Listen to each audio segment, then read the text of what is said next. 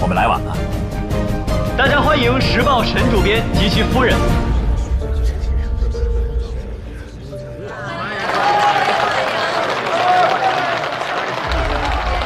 陈主编，你好。你好，你好。于老板他们在上面等你很久了。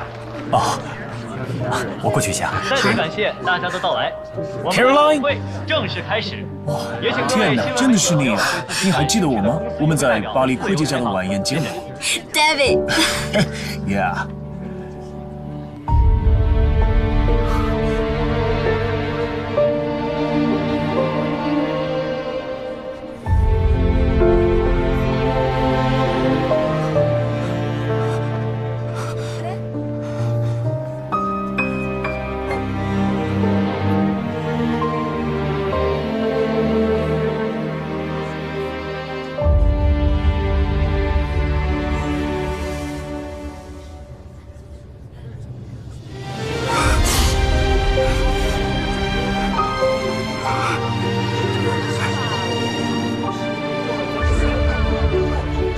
看来萧北辰对这位沈夫人似乎更感兴趣。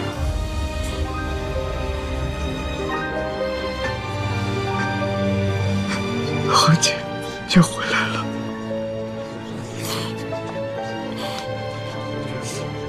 先生，您认错人了吧？萧副司令，您是不是误会了？这位是沈主编的太太，是盛世集团的沈寒君。你好，萧副司令。初次见面，我叫盛寒君。哎，三哥，酒会还没开始呢，你怎么就喝多了？不好意思啊，各位，今天副司令高兴，多喝2杯，大家不要介意，继续玩，我们继续玩。三哥，客人们都看着呢，有什么事待会儿再说。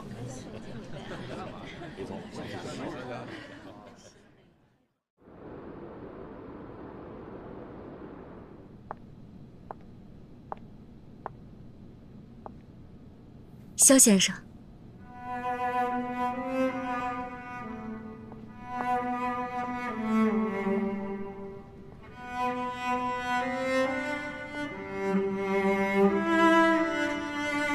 恒姐，你回来了吗？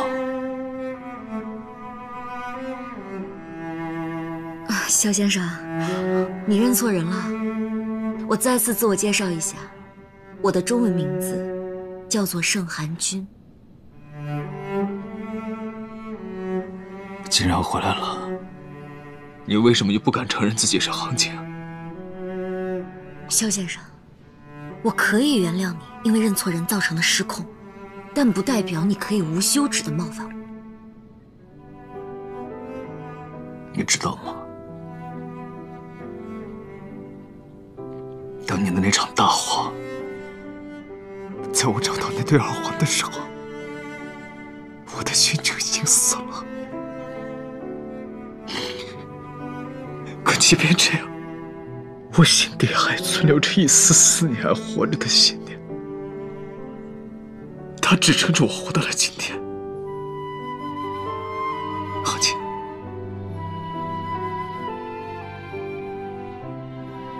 当年我不该怀疑你，我不该让你伤心。既然回来了，不要再走了好吗？请你自重一点，你现在冒犯的是你好朋友的妻子。恒姐，这些年是我错了，是我错了。请你放手，你放手，你北辰，你冷静点，要对你嫂子干什么？韩君，你没事吧？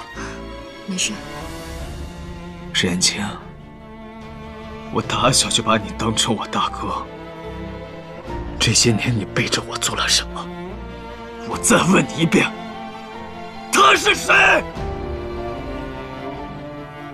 她是我的太太，你的嫂子。燕青，你怎么样？哎，萧先生，你别再发疯了！你已经严重威胁到我和我丈夫的人身安全，我会向英国大使馆申请公民保护。如果你继续骚扰我们夫妻俩，我一定会提起诉讼，对你追究到底。韩君，我们走。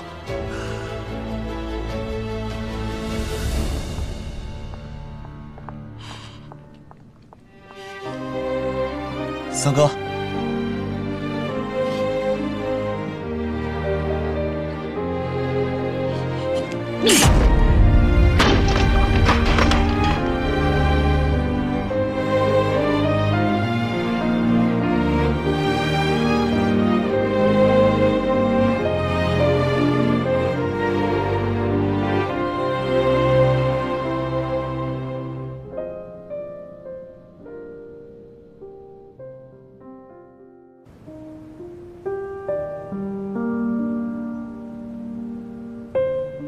淑仪，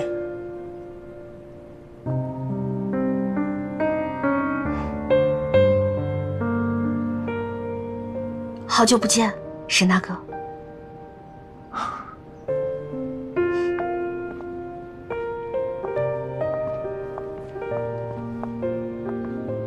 好久不见。嫂子不在家吗？啊，她出去了。 去参加女子图书馆的读书会了。这样啊，真是不巧。淑仪，你看起来变了好多。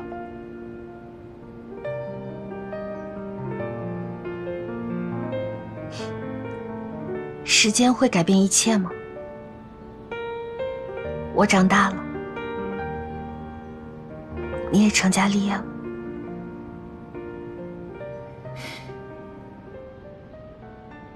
我今天来，是想替我三哥道歉的。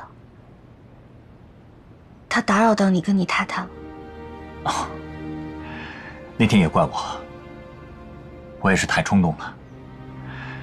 但是，我实在是不明白，这北辰到底是怎么了？那天，怎么会有那么奇怪的举动？ 看了这个，你就明白了。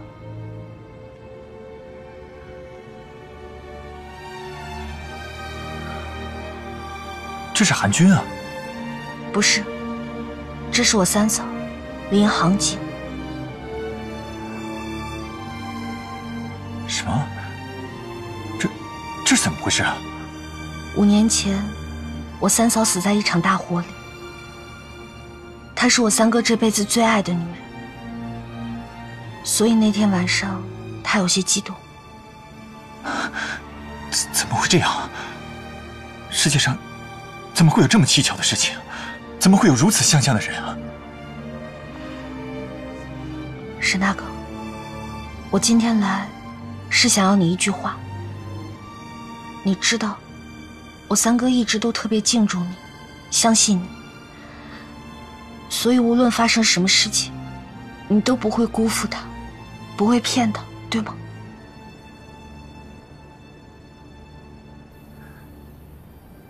当然。那就好。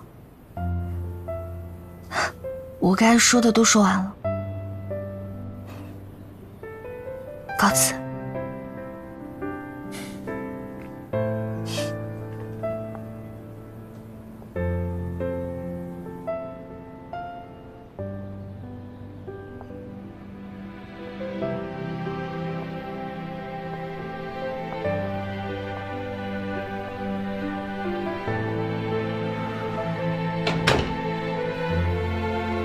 对不起，淑仪。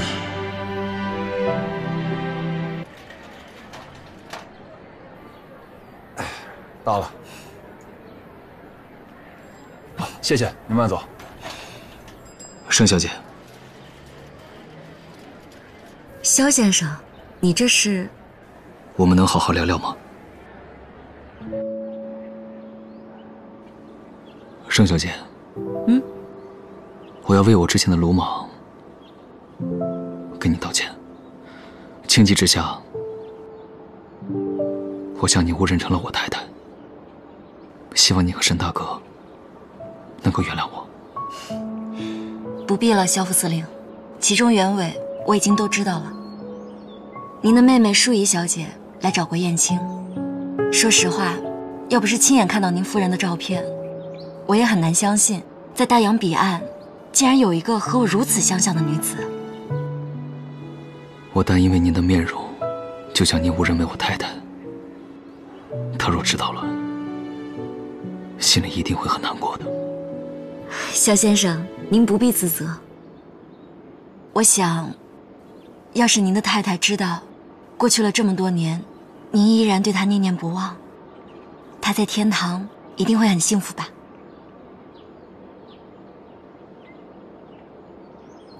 她恨我，是我错怪了她。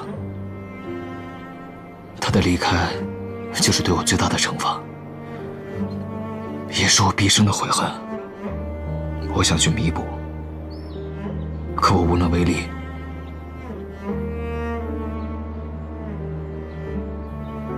盛小姐，如果是你的话，你愿意给你丈夫一次弥补的机会吗？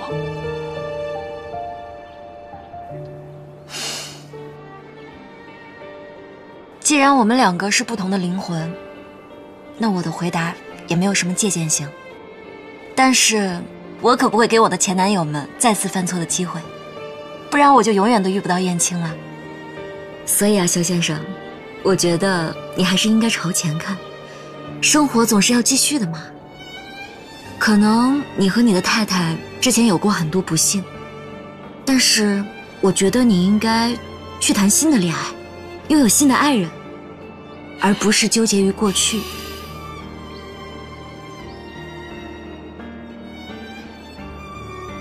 我知道了，谢谢你。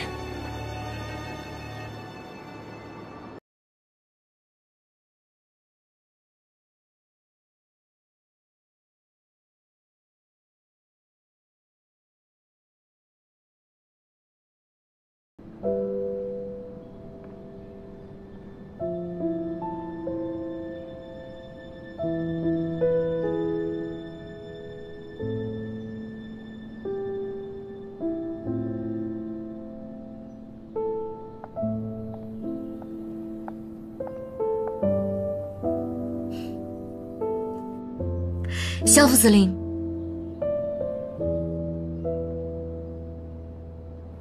你要的咖啡好了。盛小姐，什么时候学的油画？10岁，圣保罗女校现在还有我的作品呢。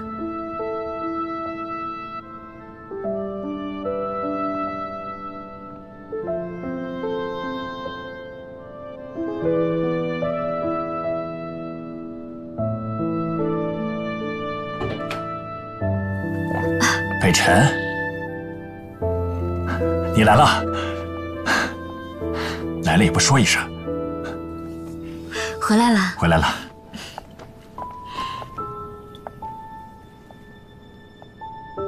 沈大哥，今儿我来是来跟你请罪的。上次是我太冲动了。嗨，有什么请罪不请罪的？事情都过去了。正好家里有几瓶红酒，今天晚上咱们兄弟俩不醉不休。妈妈，小克，来叫人。见到叔叔也不叫一声，没礼貌。叔叔，我妈妈要我吃药，我不吃，我就是不吃。好啊你，张妈，小鬼在这里不吃药呢。哎，来了，太太。让你不吃药。妈妈，捉迷藏的时候不能耍赖。小克，叫萧叔叔。Uncle。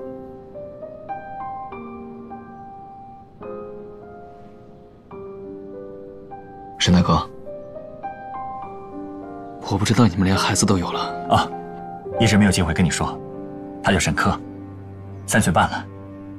来，儿子，给叔叔唱个歌吧，唱个英文歌。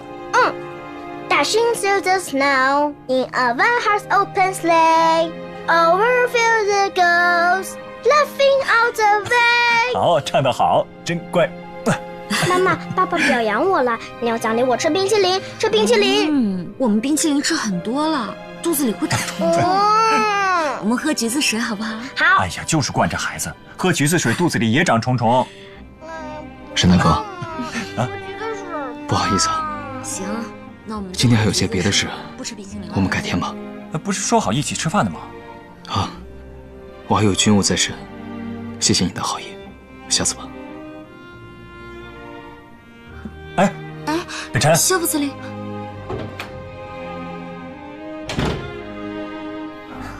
科尔，我们喝橘子汽水去。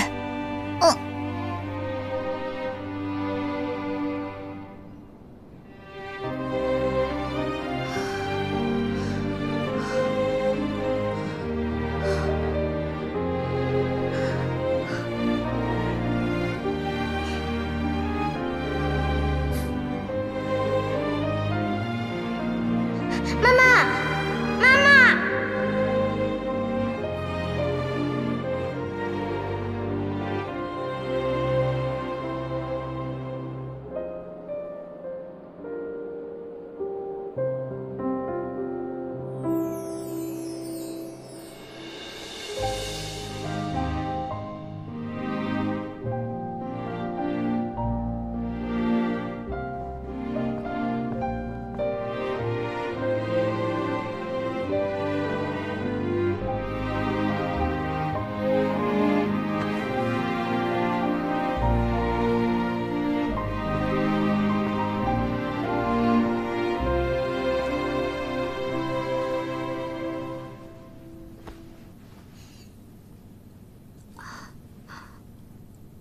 沈大哥，你醒了。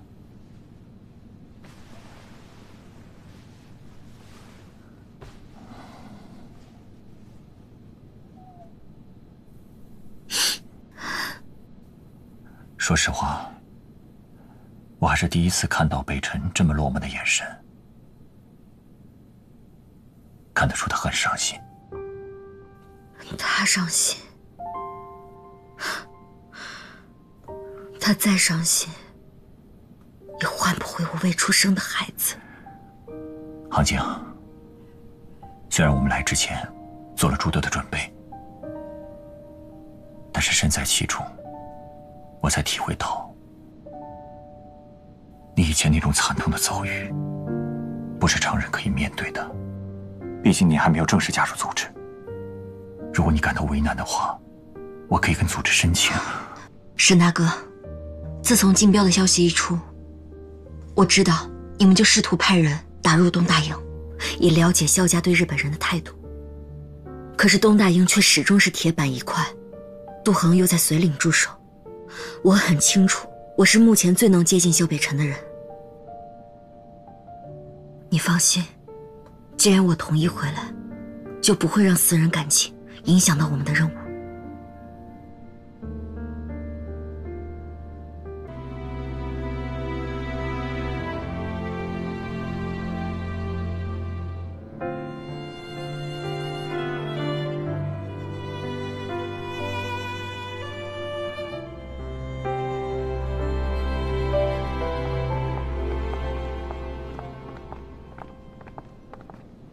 肖宝宝，哎，起。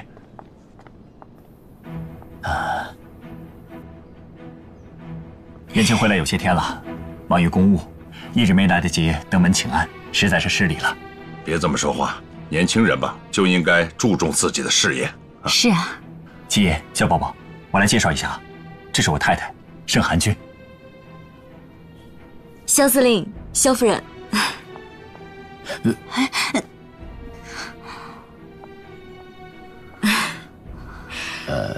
七爷，这是国外的一种礼节，表示韩君很热情。不好意思啊，我忘了，国内还不太习惯拥抱。萧司令，很高兴认识您。我也很高兴。哎呀，燕青真是好福气啊！盛小姐长得真是标致，如果不是我亲眼所见，我还真不敢相信。你跟我们杭景真有几分相似。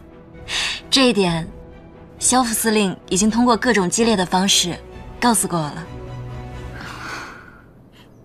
嫂子，就别拿这事打趣我了。啊，我们别站着说话了，入席吧。好，来，请。走。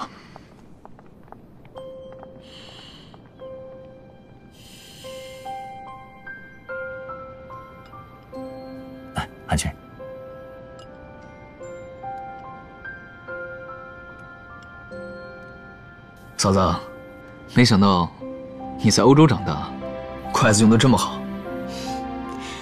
我小时候在欧洲，爷爷常说，我们到底还是中国人，所以在家都是吃中餐的。时间过得多快呀！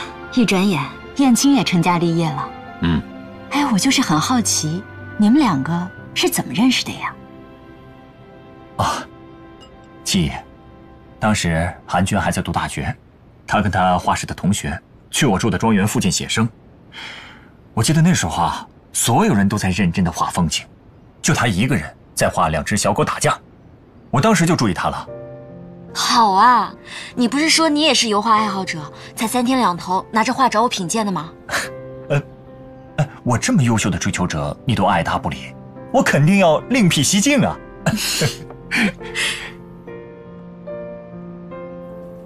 盛小姐，你在英国生活在哪个城市啊？住在伦敦。伦敦？听说伦敦有很多好玩的地方，有一个什么什么钟。戚夫人，您说的是大本钟，那是伦敦的标志性建筑，它每隔1小时就会响一次。它每次敲响钟声的时候，那个声音就会响彻整个泰晤士河畔。还有啊，我爷爷的公司也在泰晤士河那边。小时候，我经常跟着爷爷去看他们那些大人们板着脸买股票，特别无聊。我觉得还不如在广场上喂鸽子来得有意思呢。你们俩的性格呀，倒是挺般配。哎呀，别看现在这个燕青是位翩翩公子，小时候啊，没少跟这个北辰干那些上房揭瓦呀、下河摸鱼的那些事儿，对不对啊？行了你，孩子们都长大了，你还当着人家夫人的面揭人家短儿。没事，七姨，这韩君啊，就喜欢听我小时候的糗事儿。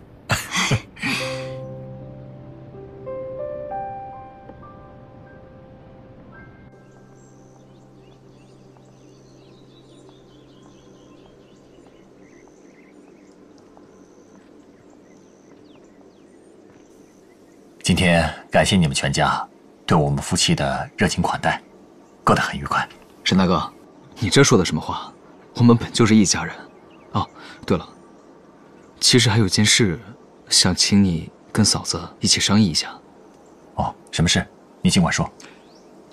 北新港刚开始国际竞标，这少不了跟外国人接洽。我的秘书呢，因为家里有事，临时请辞了。这不，听闻嫂子精通3国语言，还想请嫂子过来帮个忙。啊，这……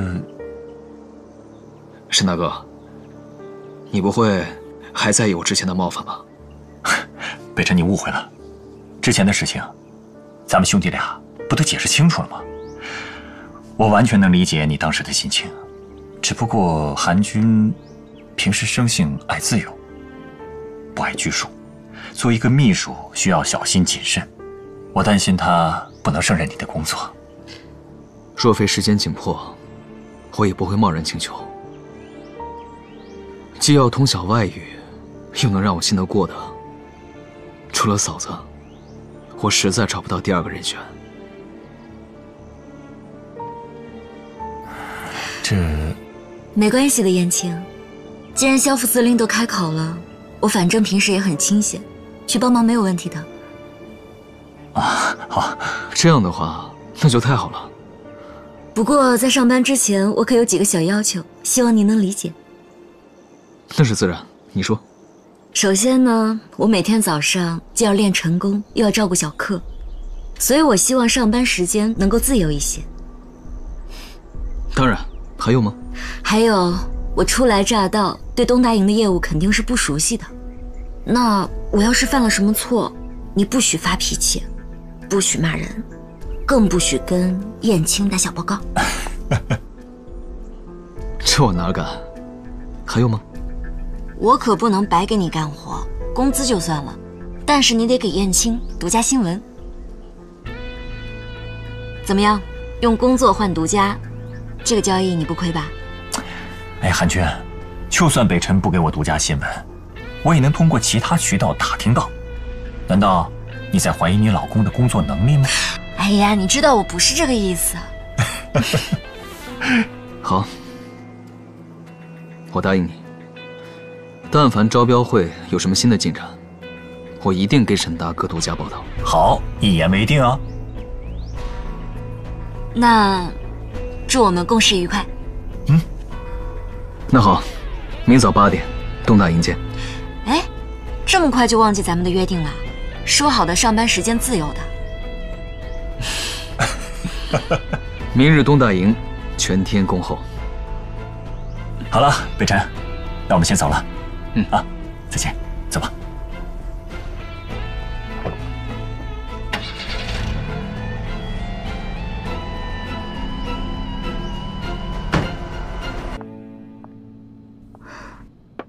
沈大哥，你怎么还不休息啊？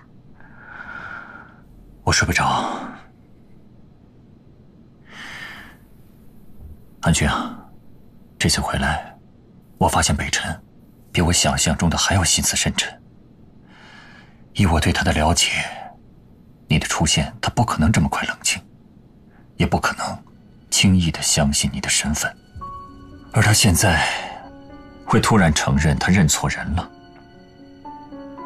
我觉得他是在跟我们玩一招，以退为进。你去了以后，他肯定会想方设法的试探你，你要慎之又慎。我明白，我一定不会暴露自己的身份。你也知道，这些年我都是怎么过来的。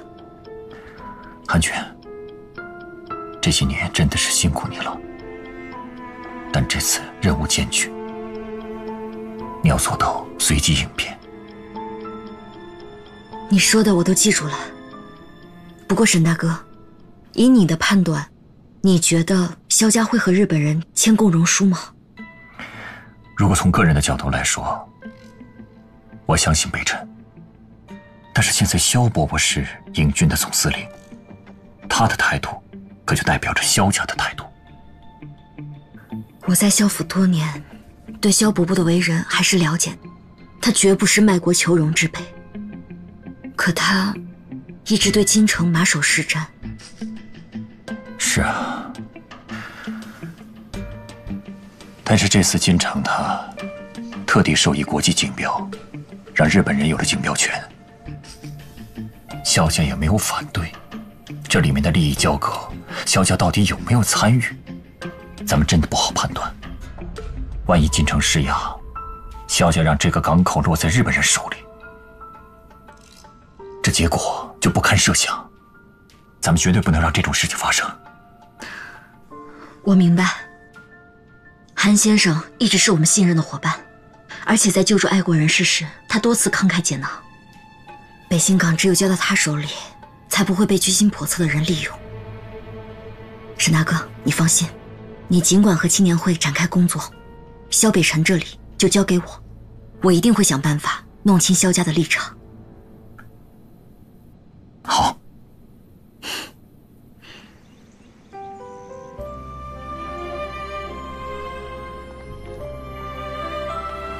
副司令，盛寒君女士到了。来了，快进来吧。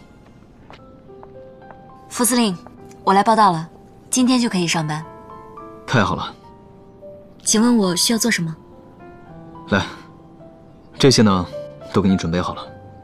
这是所有的外国公司对于北新港竞标的一些提案，希望你以中英文双语呈上，并且在1周之内完成所有的审核，送去华兴饭店，交给专家评审组审阅。好的，没问题。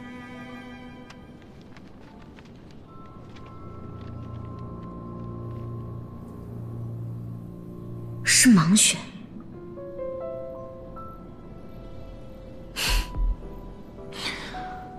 来，我带你看看你的办公区域，就在这里。要不你先试试，这打字机用不用得惯？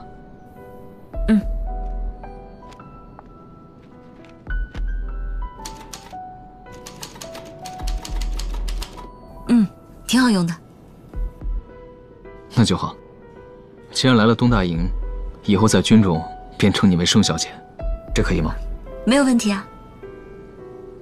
好，你忙吧。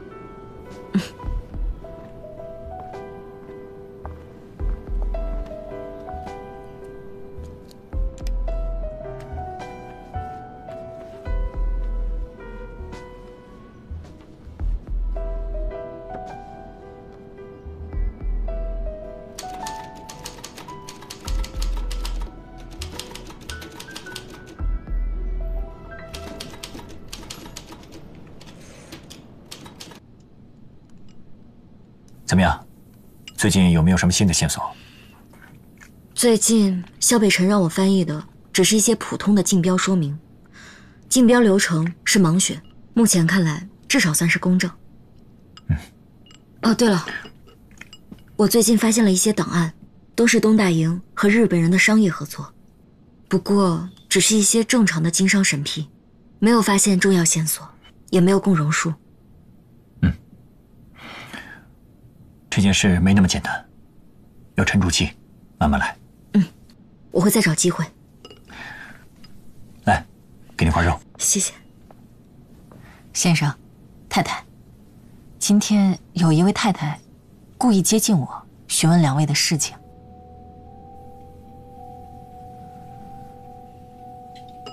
赵妈，你先不要回绝他们，该说什么，该做什么，你心里有数。是，太太。去吧。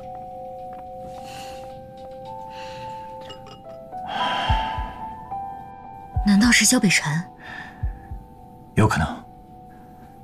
不过除了他以外，还有其他人更想知道你的身份。那会不会是郑凤琪？不能排除他的嫌疑。据我所知，这个郑凤琪最近跟日本人走得很近。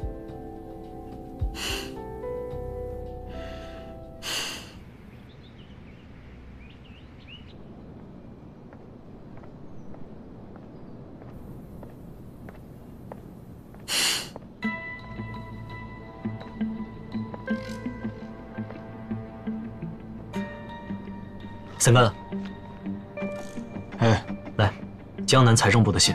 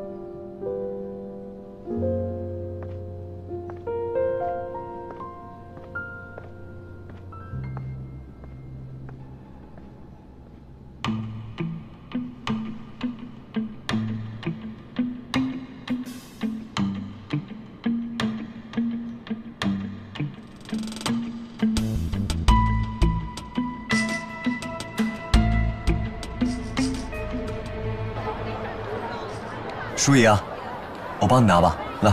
徐子俊，你不在东大营，在这儿干嘛？没有，我正巧路过，正好送人。哎，舒怡，你不要这样对我好不好？你真的一点机会也不给我吗？我知道你一直在等沈大哥，没关系，我陪你一起等。可是5年了，沈大哥都已经结婚并且有孩子了。没错，5年了。那你还要浪费多少时间？不要再跟着我了，好吗？那你就不能为自己考虑考虑吗？就算我对沈燕青死心了，我也不会考虑你。舒怡，你心里真的一点都没有我吗？我从来就没有把你放进过心。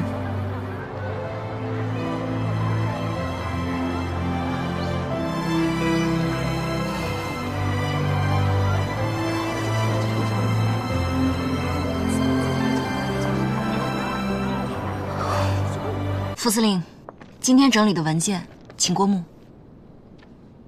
你这就下班了，还真准时。副司令天天加班，可真是太勤奋了。不过我可说过，我从来不加班的。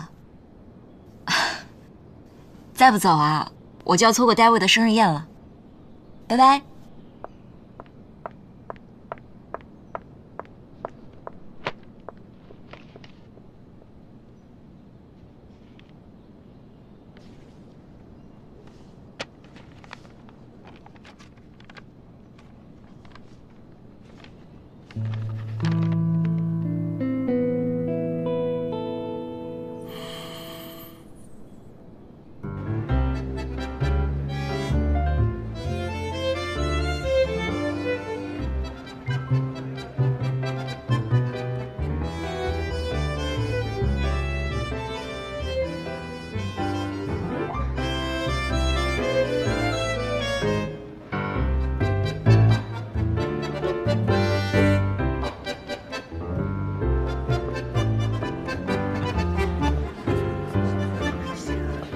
Caroline, are you having fun here tonight? 当然，戴维，生日快乐 Thank you.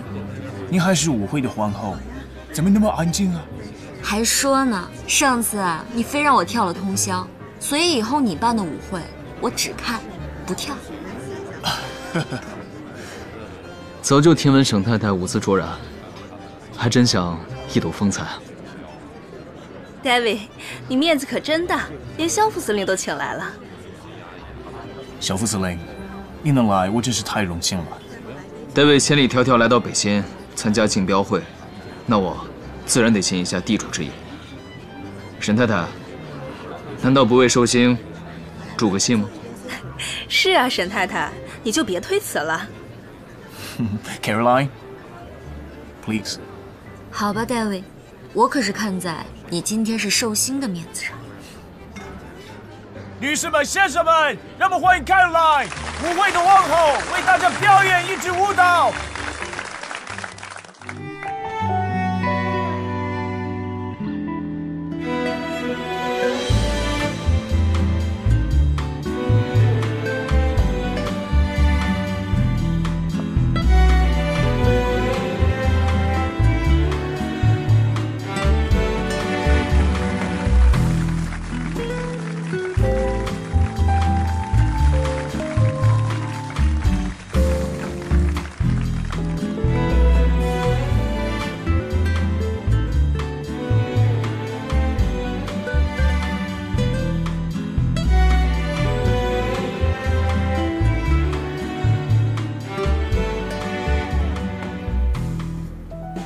盛寒君自幼学习国标，会英语和德语。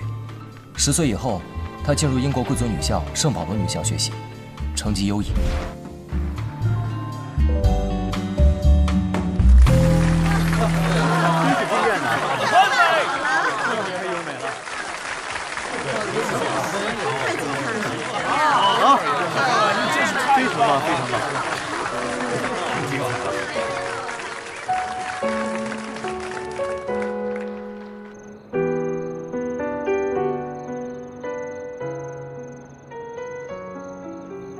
肖副司令，你怎么来了？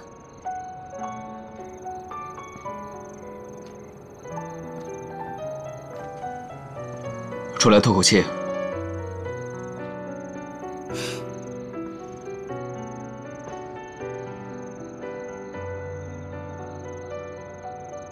没想到，你舞跳的还真不错。你们看着是不错，都不知道我背后吃了多少苦头。你看啊，这个呢，是我在学芭蕾的时候，大脚趾不知道流了多少次血。还有这里，厚厚的一层都是茧。这个就更惨了，以前在学校演出的时候，没想到地上有玻璃渣没有扫干净，我当时一脚就踩了上去。你为了躲我，没少让自己受伤。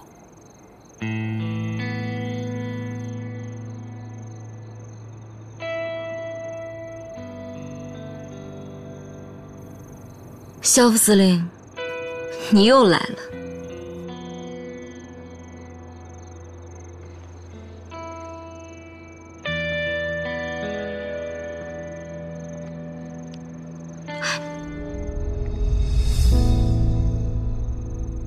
肖副司令，你这是跳舞？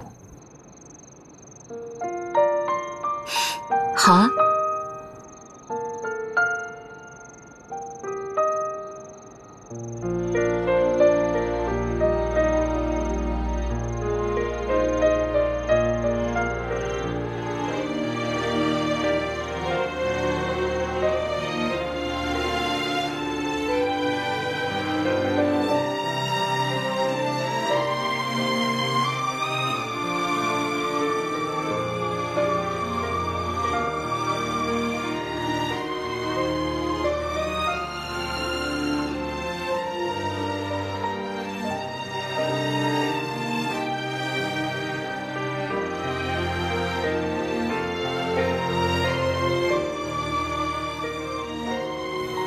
肖副司令，你真的是喝多了，该回去休息了。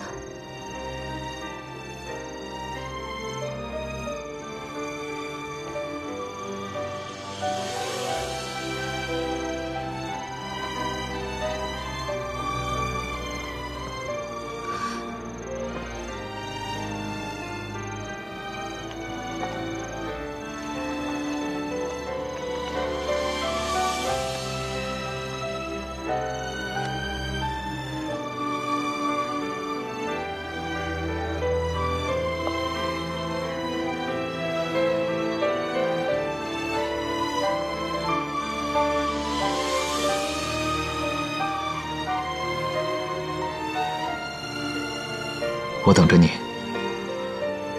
等你想好主动来找我的那一天。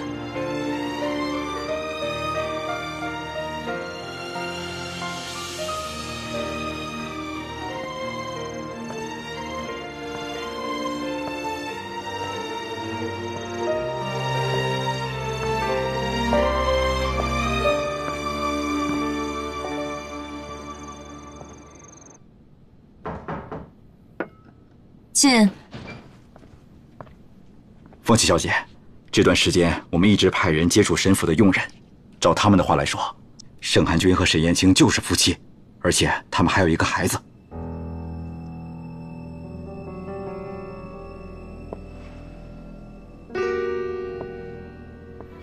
哼，莫非这真的是巧合？那咱们下一步该怎么办？我的第六感肯定没错，那个女人一定是林航景。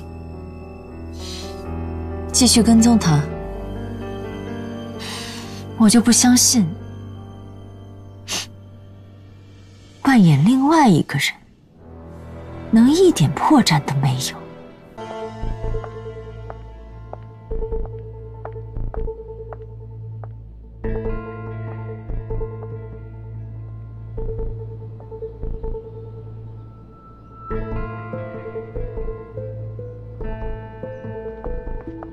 盛小姐，您还没走？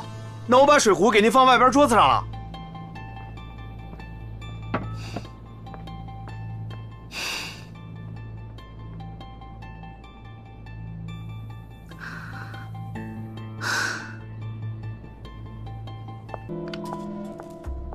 下班了，走吧，走吧，走。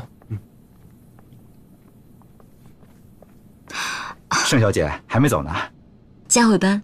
啊，那我先走了。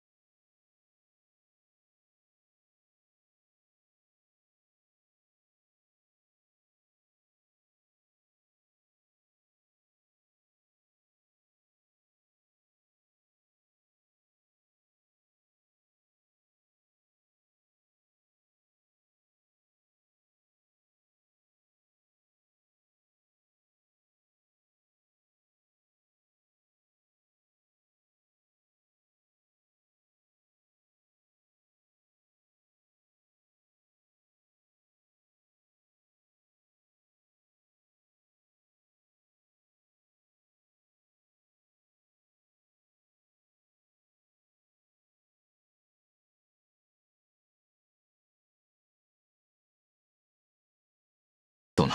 副司令怎么这个点回东大营啊？啊，哎，原本约了人一起吃饭，饭桌上一帮想攀着我走捷径的人，没什么意思。倒是盛小姐啊，如果所有人都能像你一样这么敬业就好了。英语是我的母语，但是我也是第一次做这么专业的翻译，所以当然要敬业一点了。是吗？嗯，我看未必吧。此前我可看过盛小姐的文笔，那看起来可不比从小在中国学习诗词歌赋的女孩们差。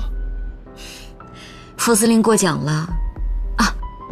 我今天一定会把所有的文件都翻译完毕的，不会耽误明天的审查。嗯。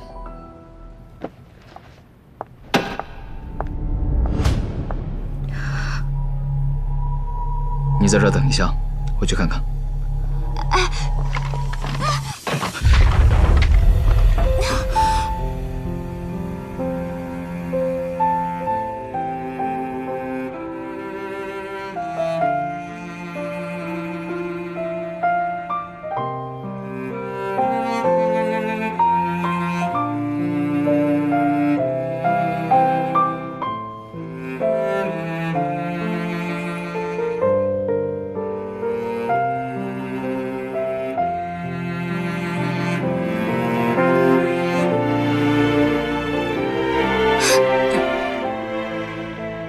方向。对不起，副司令。怎么回事？报告副司令，因为短路的原因，导致开关都烧了，电工正在抢修。多久能修好？可能还要再等一会儿。这个你先用。先下去吧。嗯，是。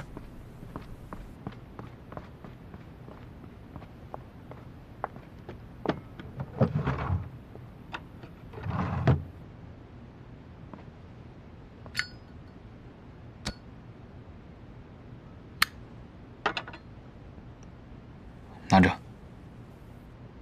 这样最起码还有点光。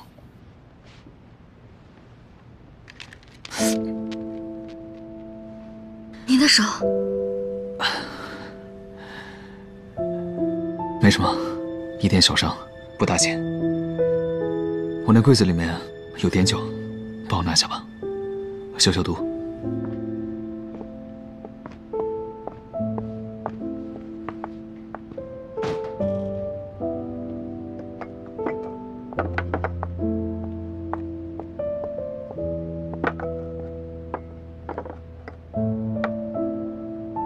我来吧。我来吧。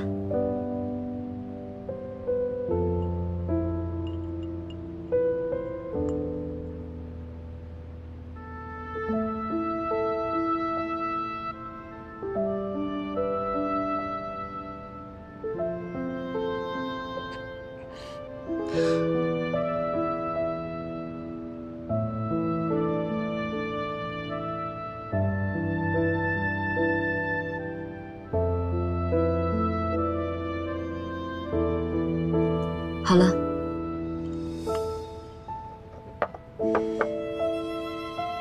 我去拿点东西包扎一下。好。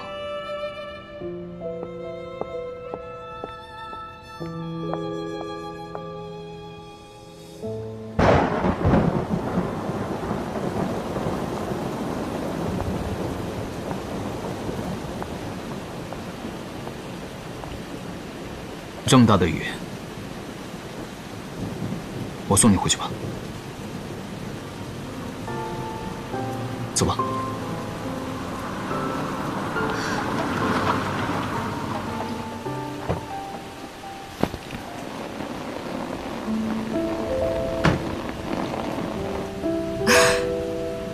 韩军，叶青，哎，快！哎呀，傻瓜，你跑什么呀？这都湿了。你怎么来了？下雨了，过来接你啊。傻瓜，淋雨了容易生病的。北辰，盛大哥，真是个好丈夫啊。北辰，这么晚了还没下班啊？都是我的不是。这样，明天10点，华庆饭店。好的，我一定会准时到。那副司令，我们就先走了。快回去吧。走了。走吧，走。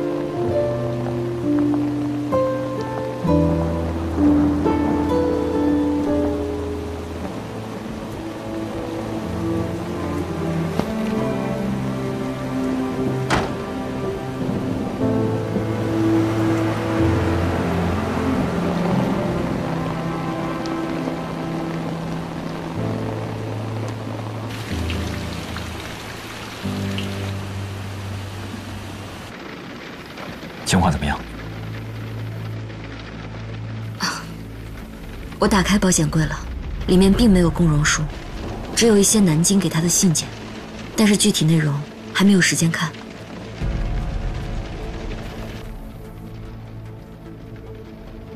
不管怎么样，现在当务之急是不能让日本人控制北信。竞标评选时间马上就要到了，我们必须在这期间拿到名单，对日本人进行部署行动。一旦等他们进入，目标太大，我们就很难再行动了。好，我会密切关注评审的环节，及时向你汇报。好，明天我会让阿良出一个港口的专题，重新把港口的战略地位和公平竞争的重要性再提一下。我会把这个时间段全国各地关于日企罢工的情况做个深度的分析，从这方面给萧北辰施压。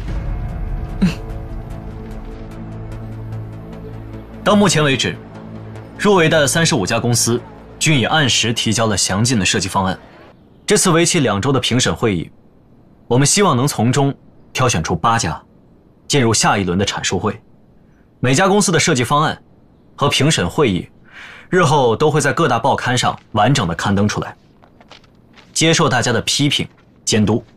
请各位评审秉着公正公平的原则，为我们进行甄选。好，那我们开始吧。现代工业的典范，可主体位于水面以下，国内的钢材无法抵抗海水的腐蚀啊。吞吐量不到500万吨，但造价2000万，把投资花在进口材料上，是不是有点得不偿失啊？我觉得这个很有必要，主要是因为现在国内的钢材啊达不到这个要求。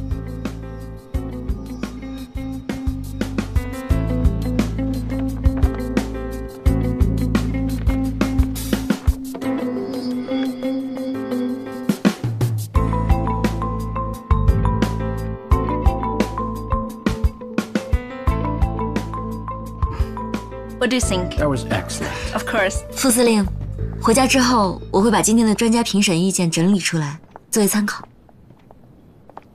好。对了，盛小姐，从今天开始，所有的评审环节都将是封闭式的。在这期间，吃、住都是在华兴饭店。为了避免消息泄露出去，期间不能回家。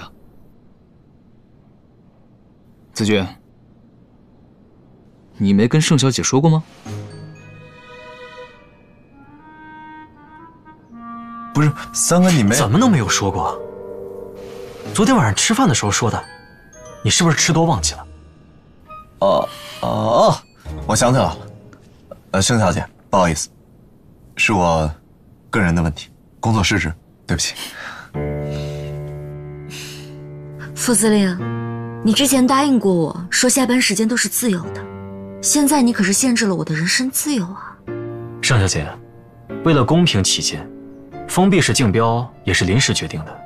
现在外面那么多双眼睛盯着，包括沈大哥，时报记者每次都能拿到第一手的资料。我想盛小姐不会无视规则，让副司令为难吧？当然不会了。那就好。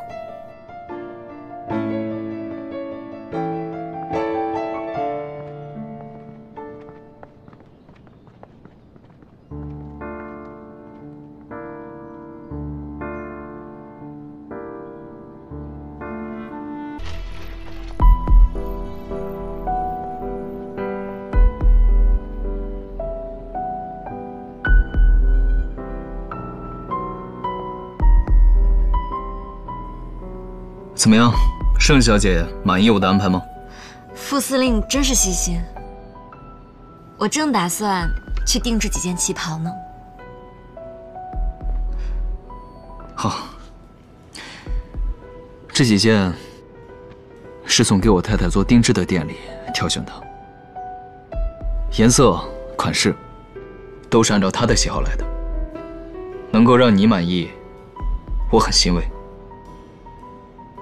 不过我平时还是喜欢穿洋装，舒适自在一点。时间仓促，我临时准备了这些。不过我会把盛小姐的喜好全都记下来，让他们去准备。副司令真是细心周到啊！我这么做，只为了让盛小姐免去杂物，专心工作。还望在评审会期间，盛小姐将所有评审报告整理完毕交付于我。当然，也包括今日的。那看来我是恭敬不如从命了。不过副司令，再怎么样我也得打个电话给我的丈夫和孩子，跟他们说明一下情况吧。沈大哥那边我已经交代过了，他很理解，并且支持我们的封闭式评审流程。如果你有任何需求，我的房间就在你旁边，随时侍候。谢谢老板。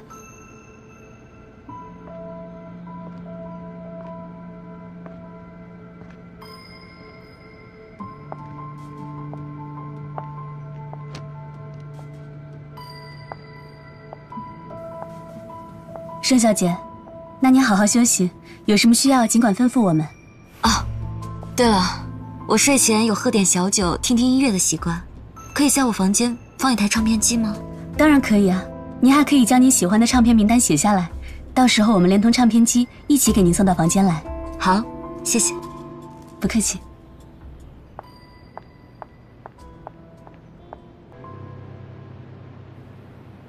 我们必须在这之前拿到名单，对日本进行部署行动。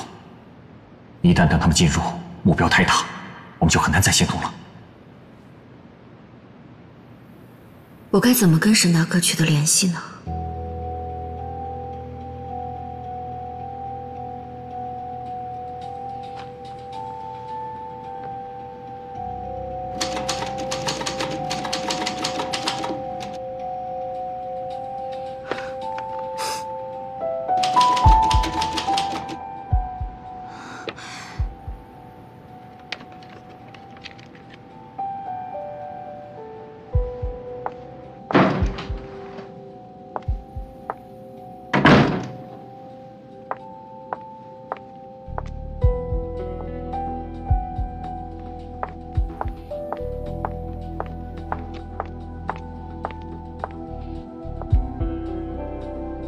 副司令，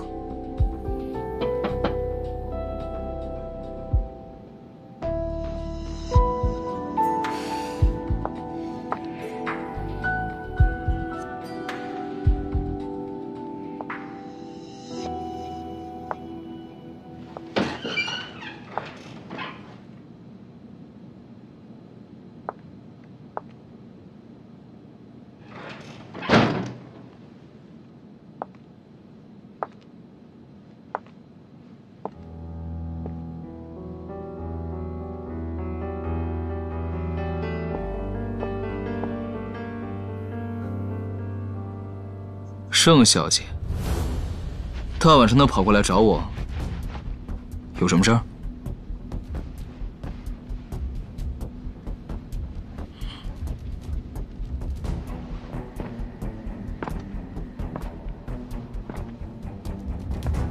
盛小姐，这是脸红了吗？看起来盛小姐并不像传说中的那样，像西方女孩一样开放。副司令，你倒是比我想象中的要开放很多。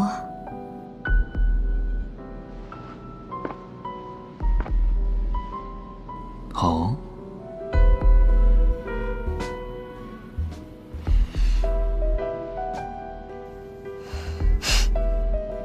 其实我想提醒副司令，要是有人偷拍下我们现在这幅画面，恐怕明天北新的报纸头条就是北新港评审阶段萧副司令和女秘书的桃色绯闻了。这儿是北新，现在还没有人有这个胆子。要不，你试试？副司令可真会说笑。我很尊重我的婚姻，更是尊重我的工作。我来就是想提醒副司令，你送过来的打字机是坏的，当务之急还烦请您送一台新的过来，不然我可不能保证完成今天的工作。那是自然。盛小姐，你放心，我收拾好就差人给你送过去。有劳了。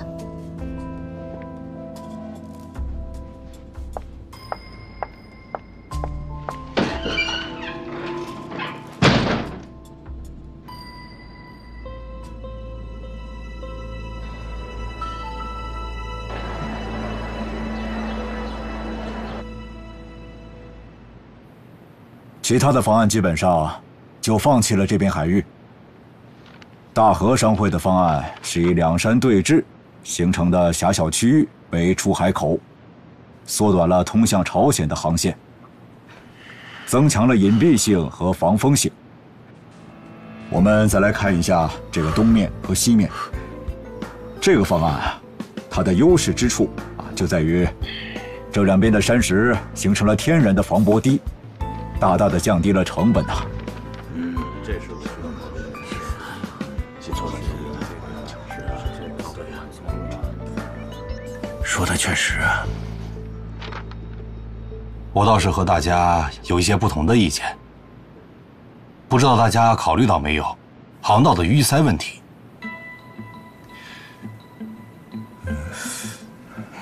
这之前倒是没有人提到过啊。是，确实是一个值得考虑的问题。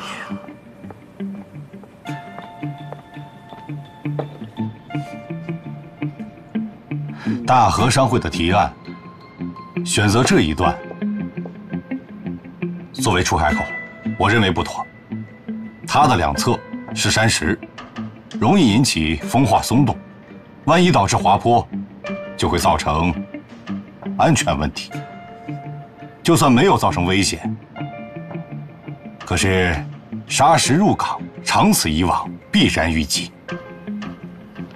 航道淤塞可以通过疏通治理，山石松动我们可以加固防范吧，是吧？是啊。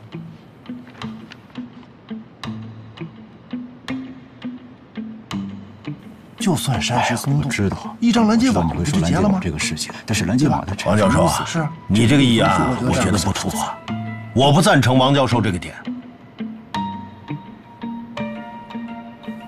你觉得怎么样啊？来，你看这个地方都设计不合理的。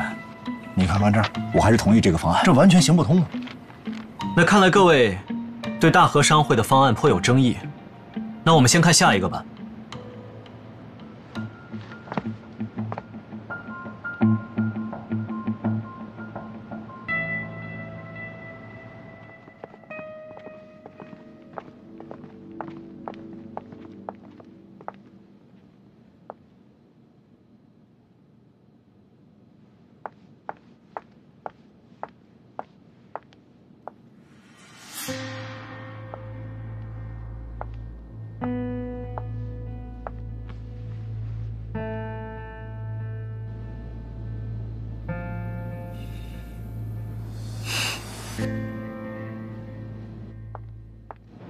哎，对了，三哥，早上没来得及问你，你不觉得今天盛安军穿的有点眼熟吗？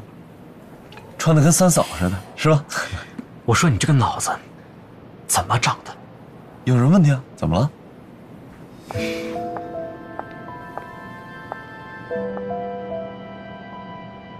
说曹操，曹操就到了。你好。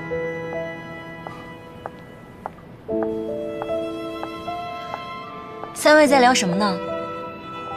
我可以坐在这儿吗？当然，有家人相伴是我们的荣幸。请。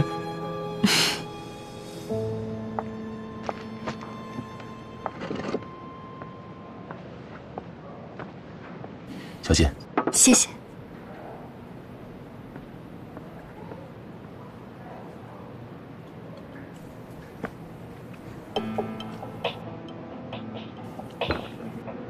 手怎么了？啊，没什么，就是房间背阴，然后又挨着花园，我就长湿疹了。我差人给你拿点药过去吧。不用了，药膏对我不太管用，我一会儿到回廊晒晒太阳就好。那这样，我房间旁边有一间朝阳的，一会儿你搬过去。那就谢谢副司令了。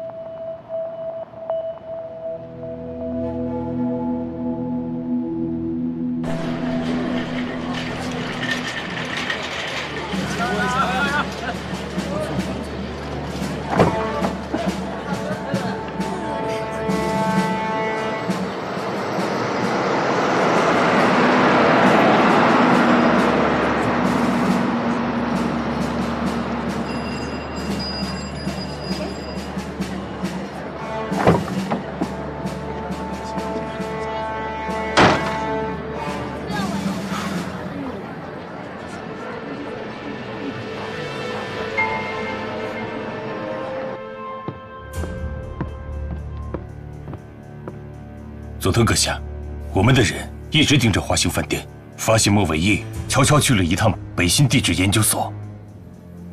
地质研究所？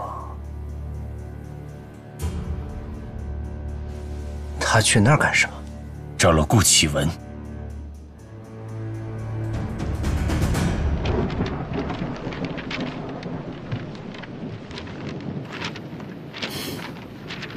行，咱今儿就先到这儿，啊，好，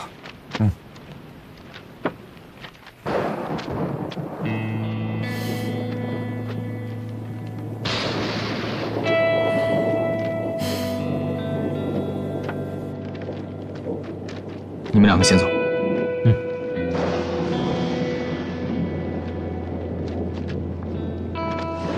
走吧。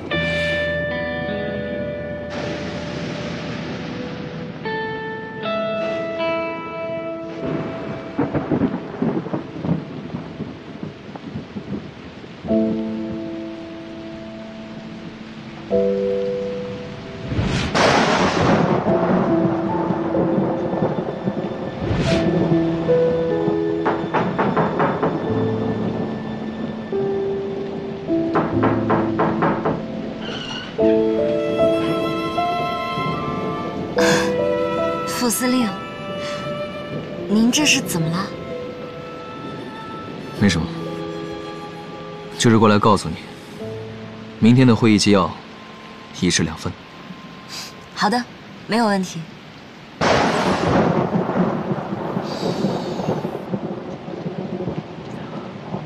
这么大雷声不怕吗？打雷有什么好怕的？副司令真是过分细致了。啊，我看酒柜里有几支酒不错，挂你账上了。盛小姐自便，但明天还有工作，适当饮酒。遵命。早点休息吧。晚安，副司令。